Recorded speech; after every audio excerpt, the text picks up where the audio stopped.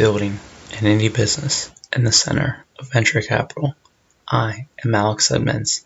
Some people on the internet call me SupremeRumHam, and this is the Building an Indie Business podcast. Okay, so continuing with digital art, I'm going to be talking about digital art and NFT tokens, drop shipping as well, crowdfunding, streaming. I added a new section to revenue research problems. I'm going to talk about my opinions too. Okay, so let's get into it. So I wanted to talk about crypto art and NFT tokens on the Ethereum blockchain. The reason why is because I noticed that sales of digital art have increased every month since July 2020. Okay, so NFT tokens stands for non-fungible tokens, and what that is a digital representation of ownership. Okay, and so what that means is it's a digital proof that you own the art, or it doesn't have to be art, it can be even like something digital, like a thing in a video game. I forget what it's called, a custom item in a video game, or even land at this point. The art cannot be altered or stolen, which is something that happens with physical art.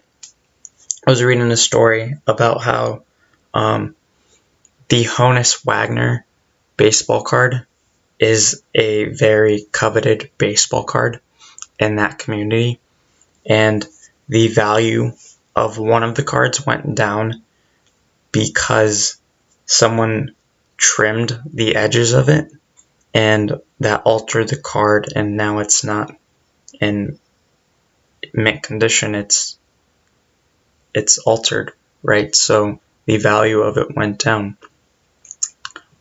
This art, the digital art, the NFT tokens on the Ethereum blockchain,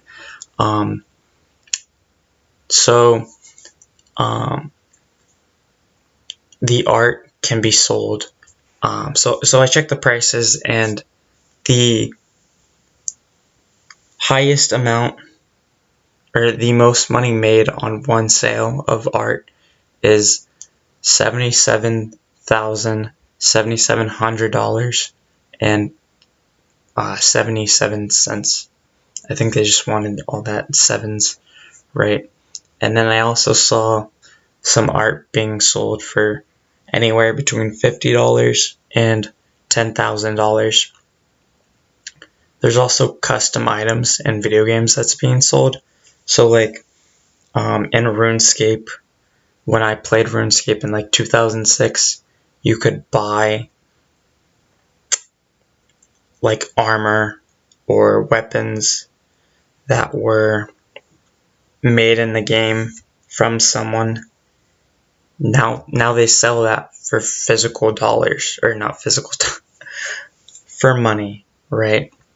Not just the in-game money, but real life money, or fiat currency. Let's use that word. Let's use our big words today, Alex.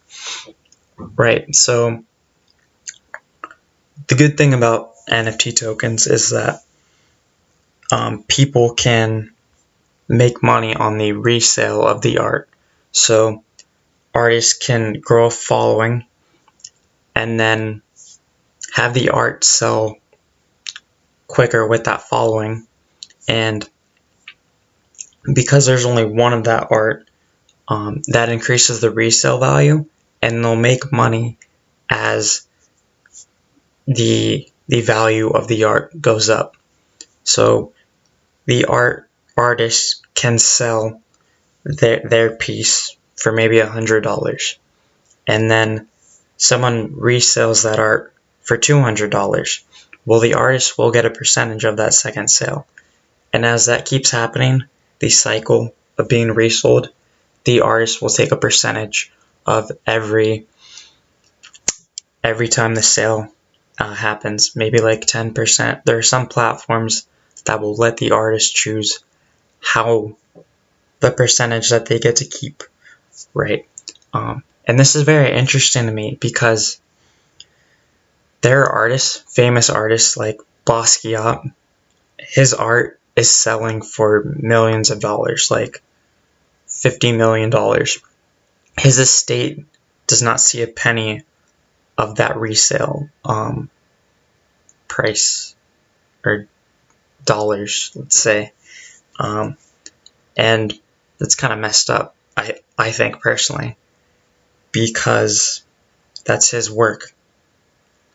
Someone involved with him or like a relative should be making money from that art, right? Yeah. To get away from Ethereum and NFTs, an artist can make money through drop shipping, and this is when you put your art on a platform and consumers can buy it as a t-shirt, as a sticker, I don't know, a laptop cover, things like that. And then the artist will make about $1 to $2 per item, at the most $5. And then this is very passive, so the artist just has to put up the art once, and then they'll still make money.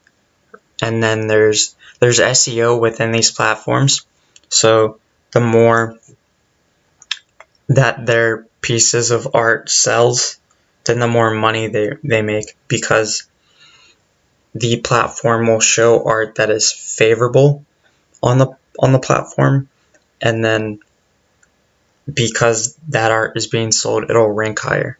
So if I make art for Always Sunny, and then people start buying it by looking up Always Sunny, and I start out on like the 3rd page, and then people keep buying it, and it'll go up. It'll go to the 2nd page, the 1st page, the top half of the 1st page, the first line on the 1st page, and then it'll just keep going up and up, right? And then there's crowdfunding, is another way an artist can make money.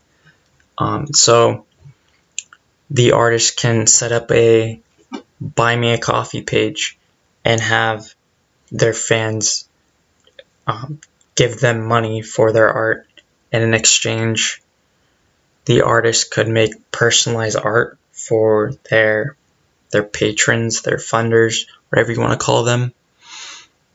And then I saw a really interesting way, one that I am experimenting with myself for revenue research: tokenization. So what this is, and I'm still researching this, I'm in the process of setting this up. So I would make a revenue research coin, and then I'd issue like 10,000 tokens, maybe 20,000, and I keep like 5,000. No, not 5 million of them. And then people who are fans of revenue research, they would buy some of the tokens for themselves, and then that would increase the value of the tokens. So let's say they all start out at $1. Then someone comes in and they buy maybe 5,000, not 5,000, maybe they buy 50, right? So they spend $50 on the tokens, and the value of all of the tokens goes to $1.50, right? So then I sell some of my tokens at $1.50, and that way I've just made money, right? This is kind of like a stock for revenue research without all the hassle of going public, which is something I might want to talk about in the future. Okay, so during all this research, I've kind of been looking for the SaaS of the art world, and I think the SaaS of the art world is streaming, because when a SaaS is when you're looking for monthly payments. And with streaming, people can give the artist money every month for the entertainment that these streams will provide. Yes, and I will talk about this more in the my opinion section. Okay, so problems. One problem I have with that I've seen with the art world and digital art and NFT tokens is that it's a very new concept. Digital art, like buying art, is old, and it's a known traditional thing. But when you take it on the internet, that adds a component that's new. And so because this is a new concept, it might take a while for people to adopt, even though sales have grown every month for the past, let's say, year. So that might take some time to adopt. And then I talk about the resale value, but you never know when someone's going to sell, and the artist will get a piece of that resale value. So someone can hold the art for a year and then sell, or you can hold it for 5 years or 10 years. You never know, and so you can't rely on the resale value to create income for yourself as an artist, right? Another problem is fees. You'll never get around fees on the internet because you have to do the transaction fee, the credit card fee, things like that, right? Ethereum. So most of these tokens are on the Ethereum network, and so to buy the tokens, to buy the art, you need to buy Ethereum to purchase it, right? And so people might be very interested in buying the art on the Ethereum network, but they don't know how to buy Ethereum, and so they don't really participate in the digital art. Yeah. And also price volatility. So the price of Ethereum is very volatile. It'll shoot up to 1,000 and then go down to like 700. So I'm wondering if people will buy or when they buy the art, will they buy the Ethereum equivalent or like the price equivalent? So let's say I buy a piece of art for 1 Ethereum. Will people, and the price is $100. Will people buy the art for, when I go to resell it, will they buy the art for 1.1 Ethereum or $110, which could mean that $110 might be 7.7 Ethereum. That's something to consider. Okay, so my opinions. When an artist puts their art on a platform, the platform has an incentive for the art to get sold because they get the transaction fee. So that might help the artist because that's one less thing the artist has to deal with. They just have to work on their art and then they pay the fees, but the fees are a cut of the revenue, and that's an expense for the artist. So I'm wondering if it's better to be on a platform or to be selling your own stuff on by yourself, like using the internet, using like social media to sell your art, or being on a platform and having the platform take a percentage of the art. Yeah, I don't know yet. Okay. And then there's a problem with streaming as well. When you stream on a platform, streaming platforms are mostly for video games. So if you're looking for new people to watch your streams and become a member of your community, that might be tough to find people on streaming platforms that are interested in art. So that might be a little difficult, but your existing audience will definitely join in and view your streams.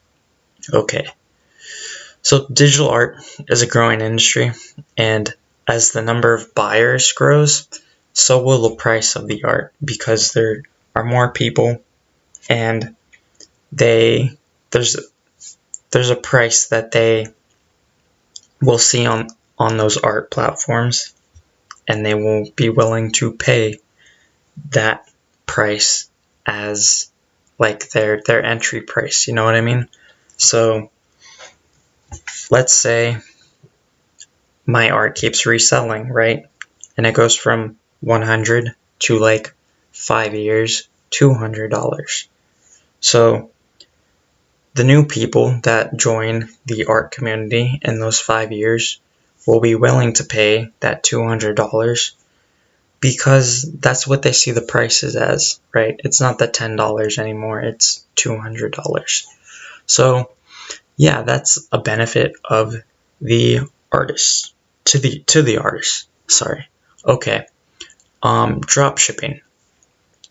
Drop shipping is selling worthless garbage to people. No one needs a $5 sticker or a $30 shirt. Drop shipping provides no real value. But Alex, people want to buy t-shirts. People want to buy those stickers. Well, here's the thing. If there are no stickers or t-shirts to buy on these platforms, then they won't spend their money on them, right? I'd rather have, or no, I think it's better if the art is sold as is, and that way they can resell that stuff and make money on it, or, you know, it provides them value in some way. A t-shirt or sticker doesn't provide value. Okay, that's all I have for this episode. Thank you for listening. Have a nice day. Bye.